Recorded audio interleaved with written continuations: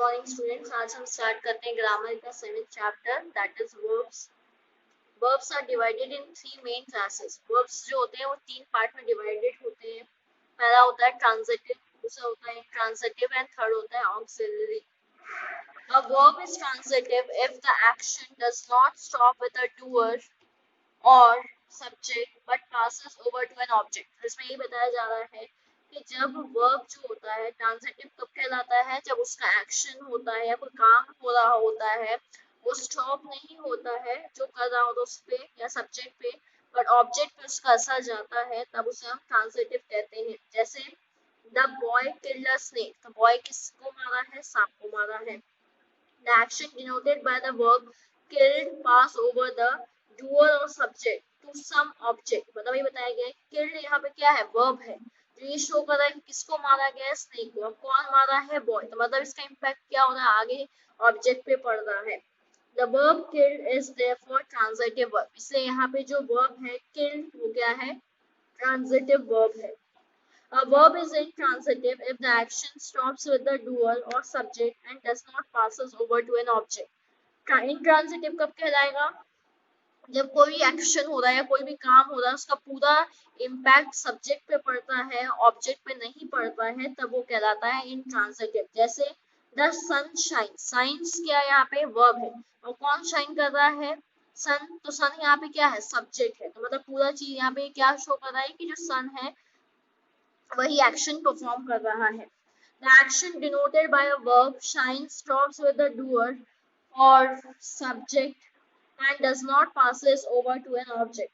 The verb shine is therefore intransitive। तो यहाँ पे यही शो कर रहा है कि जो साइंस है वो किसका दिखा रहा है? सन को दिखा रहा है कि सन जो है वो शाइन कर रहा है, पूरा इम्पैक्ट सब्जेक्ट पे पड़ रहा है, ऑब्जेक्ट पे नहीं पड़ रहा है, जिसे हम क्या कहेंगे? इंट्रांजिटिव कहते हैं।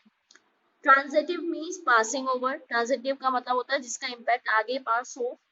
इंट्रांजिटिव का मतलब होता है नॉट पासिंग ओवर, मतलब वो जो सब्जेक्ट तक ही रह जाता है उसे हम इंट्रांजिटिव कहते हैं।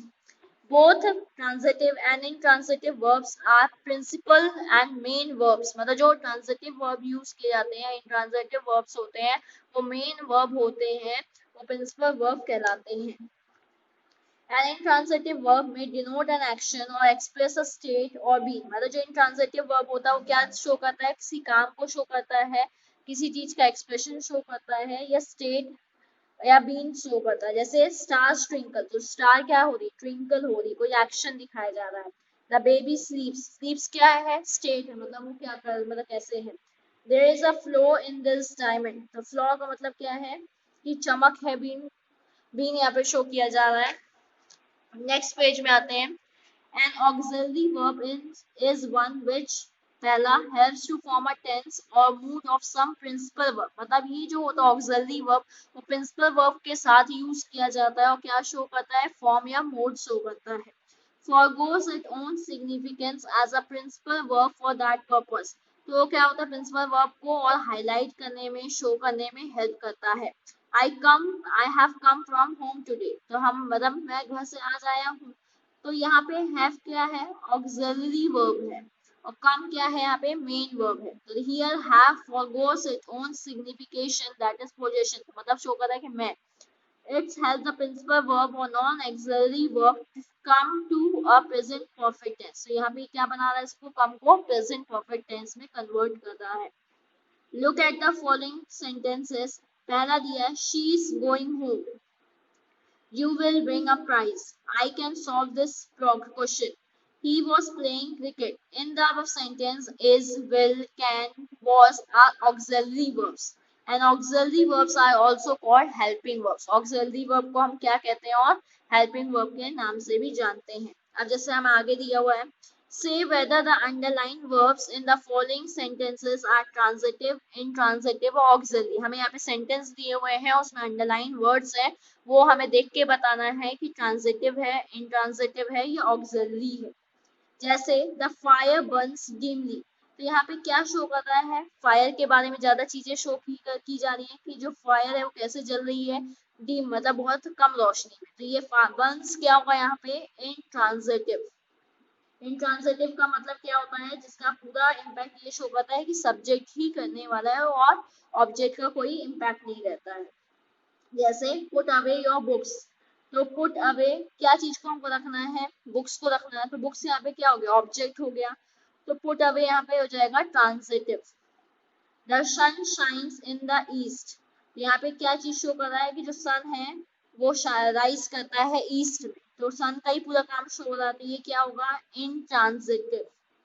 Time changes all things, time changes all things मतलब यहाँ पे कुछ चीजों के बारे में बात हो रही है, तो यहाँ पे टाइम को ज्यादा इम्पैक्ट तो दिया नहीं गया है, मतलब वो आगे किसी और चीज पे भी दी जा रही है इम्पैक्ट, तो ये क्या हो गया, ट्रांजिटिव हो जाएगा। The cat was sleeping on the rug, तो देखिए the cat was sleeping, sleeping यहाँ पे क्या है, मेन वर्ब है, और वॉज क्या है यहाँ पे, ऑक्सिलरी वर्ब है। कुक्स क्रो इन द मॉर्निंग, तो कुक्स क्रो यहाँ पे क्या होगा, कुक्स के बारे में बताया जा रहा है, मेनली मतलब बर्ड्स के बारे में बताया जा रहा है, तो ये क्या होगा, इंट्रांजिटिव होगा। Your book is lying on the table, तो यहाँ पे लाइन क्या है, मेन वर्ब है, उसके आगे कोई वर्ब लगता है तो वो ऑक्सिलरी वर्ब कहलाता है, इज यहाँ पे ऑक्सिलरी वर्ब है। The clock ticks all day long, यहाँ पे क्लॉक के बारे में ही पूरी बातें हो रही हैं, तो क्लॉक क्या है यहाँ पे, मतलब क्लॉक के बाद जो टिक लगा है वो क्या होगा, intransitive. I have bought a new house, तो बॉट यहाँ पे मेन वर्ब है, इसके आगे जो वर्ब लगते हैं वो ऑक्सिलरी वर्ब कहलाते हैं।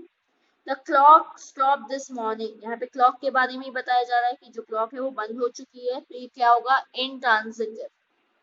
The traffic policeman blue his whistle, तो देखिए यहाँ पे जो ट्रैफिक पुलिसमैन था क्या कर रहा है, विसल मतलब कुछ एक्शन शो किया जा रहा है, मतलब ऑब्जेक्ट पे भी इम्पैक्ट है, तो ये क्या होगा, transitive.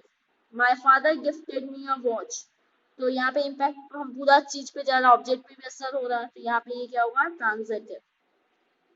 An older beggar stood up by the gate, तो स्टूड यहाँ पे क्या होगा, इंट्रांजिटिव, क्योंकि ओल्ड बेगर के बारे में ही बताया जा रही है।